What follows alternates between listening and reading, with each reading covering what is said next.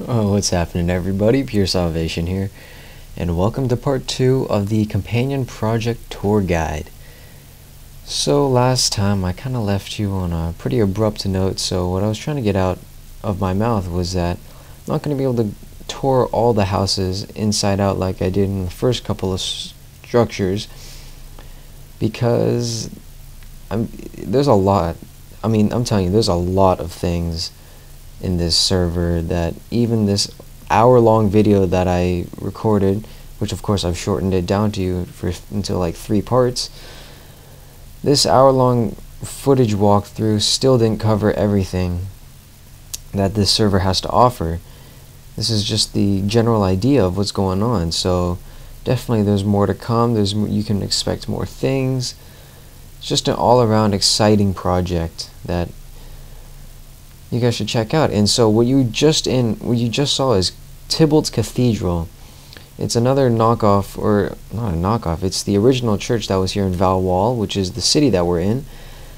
And so that church that was built outside came after. And just now you saw Bates's Trade Shop, the server administrator, for those of you who don't know.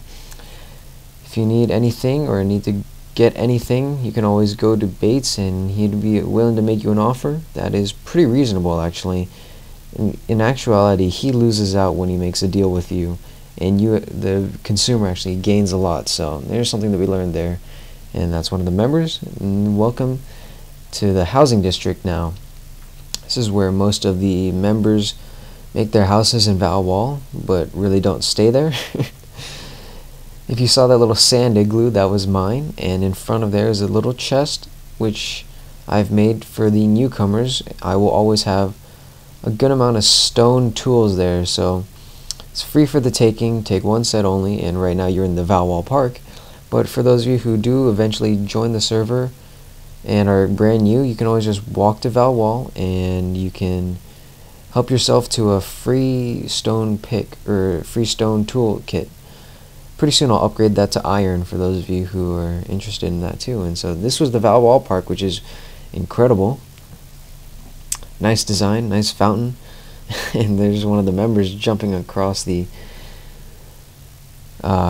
stone platforms, or just like the wall, the outer perimeter of Valwall. And that's actually kind of how I spent like 10% of my time in Minecraft, just jumping around.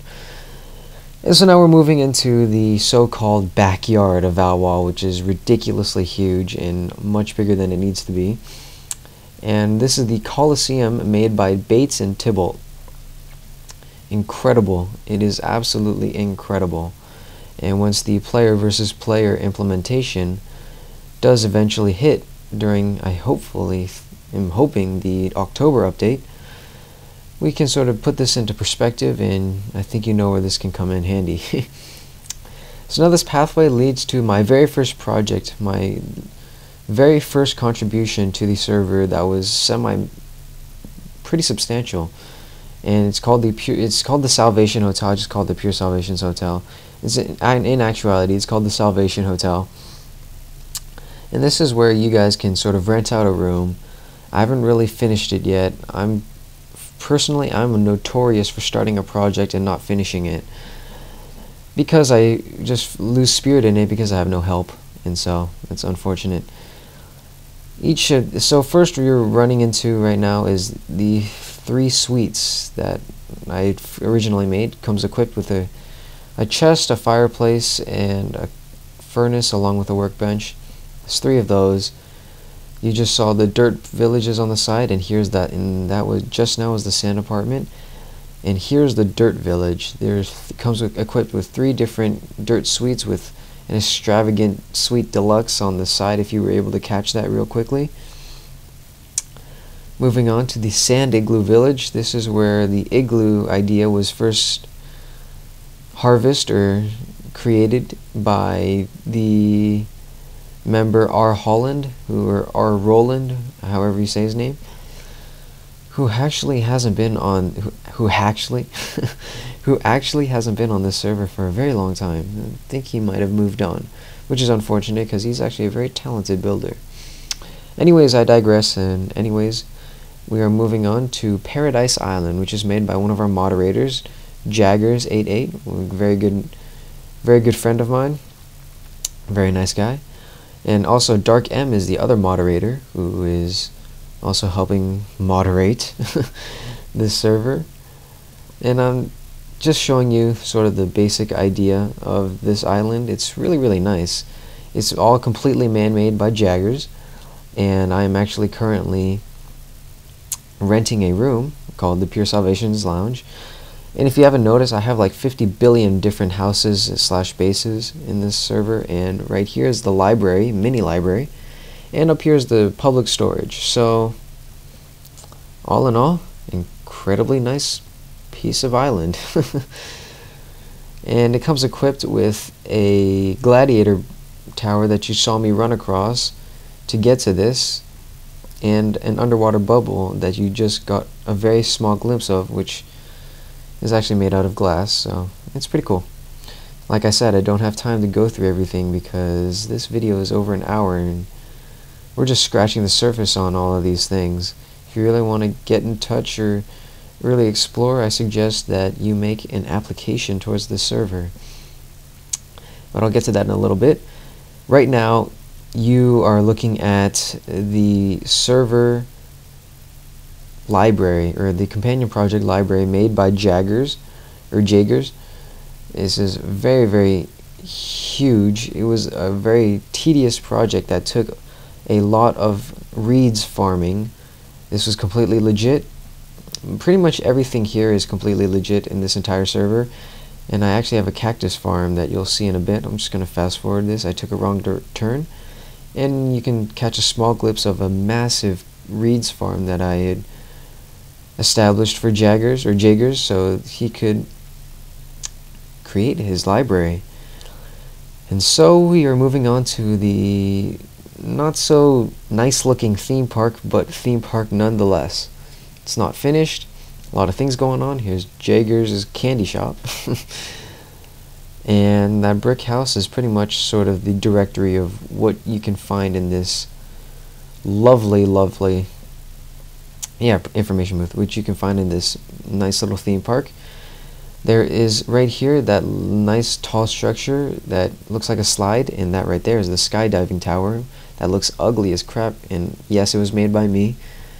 I've made the skydiving tower and it looks like crap because I haven't finished it. Like I said, I'm notorious for starting things and not finishing it. And this teleporter leads to that large slide looking structure, which is Karahan's water slide. And of course you're supposed to use a boat, but I was so lazy that I just decided to run down it. It's really nice, and I've been on it with a boat and it's actually a lot better. But I was lazy. And so you get an idea. In addition to the skydiving tower, which comes with the teleporter, so you can teleport back to the top and go just keep free falling over and over again while the health is still invincible. You can do that over and over again, along with this water slide that has been established here. In addition to those two, we have a maze or a labyrinth that I was working on. Like I said, it was probably going to be my largest contribution to the server, but like I said, started it, didn't finish it because I'm notorious for that. And the reason behind that is because I haven't had the amount of help as I'd like to have. And right there is Black Wind's obstacle course, another part of the theme park. But anyways, like I was saying, I was just sort of disheartened that I didn't have much help with the maze. And actually it doesn't look like I've done too much with it from the top view, which you will get to see in a second. But I've actually created a lot. It's based on a lot of teleporters, and there's the maze right there. It's very small in the beginning, but at one point in this dirt maze there is a ladder leading down to 4 or 5 different layers where you will have to navigate through a maze there. And it's pretty much just a challenge run. As you can see here, all the signs saying I need help and how many workers there are. But like I said, there's 4 layers under this, so after you go through one layer, you're dropped to the next and the next and the next. And holy crap, that was some awkward transition. But yeah, I don't really want to go too in depth about the maze. I mean, it's not really finished, and I don't think I'll ever finish it. But here we're moving on. I have fast forwarded to the point where we're back at Val Wall, and just to the side of it is Bates's watchtower. This is incredible. This is probably going to get you the best view of Val Wall when eventually you do get to the top, which I actually fast forward to get up these stairs just to save time. Not too much. I didn't speed it up too much, so you sort of get the idea of how this building looks like, and it's pretty incredible. And so there's a teleporter leading to another sculpture, gosh darn it, I'm retarded, structure that Bates had created. And let me tell you, Bates is one of the fastest builders you will ever meet in Minecraft. He is ridiculously fast at building structures. He can get into, and the altar you're about to see, he created it in 4 hours. The altar that he made that is incredibly huge would have probably taken me about a week. But anyways, look at this. This is Val Wall from the top view. You can sort of see that there's the city structure, there's the park over there, there's the housing district, there's Picto's Flying Fortress, which we cannot enter actually without his permission. But there's the housing structure, there's the, I don't know what to call that. I guess I would call that the sort of frontal entrance to Val Wall. But anyways, that's enough of the sky view. And you can sort of see the Salvation Hotel over there, which I'm actually quite proud of actually from the sky view. It looks pretty good, and it was supposed to be based off a sand village that I created in my single player, but I actually refined it much more in this server. Anyways, moving on, we are going to hit the teleporter, and this is a result of Runecraft 2.0 or whatever. You are able to teleport, and don't worry about this crazy spinning, it'll eventually stop. But thanks to Runecraft 2.0 or whatever it is, Runecraft in general, we have the ability to teleport through different places instead of having to walk around so much. But apparently it's very complex how it works, so we don't create too many, so it's just not littered everywhere.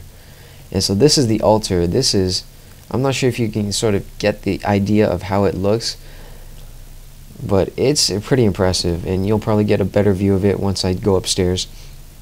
And the funny thing is, this doesn't really look like an altar to me. Bates, you might disagree with this if you're watching this, but this just looks like a Halo map to me. It just, the moment I saw this, it reminded me of a Halo map, and I just thought of maybe we could have one massive arena battle when PvP comes in, and we could call this like a Halo map. I don't know. It just reminded me of that. Some of you might disagree, but that's just how I feel, and this is a better sort of idea of how it looks. And I don't know about you, but this would be an awesome PvP arena, which stands for player versus player, I'm pretty sure. But that is what this is, and this was built in 4 hours, by the way, by Bates. Incredible. Simply incredible. I don't know how he does it. I don't know how he is able to create very fast. But he does it. He's got that innate ability, while it takes me 2 weeks to do a tiny little house. Just because I'm that retarded. Anyways, we are going to move on to another structure, and this is just giving you another idea of what it looks like on the ground. Nice little snow effect that you can achieve using Runecraft. The rune that you can use to create snow is called the freezer. And oh my gosh, the end of the video again, another abrupt ending. I'm so sorry. Hope you guys enjoyed it. I'll see you in part 3.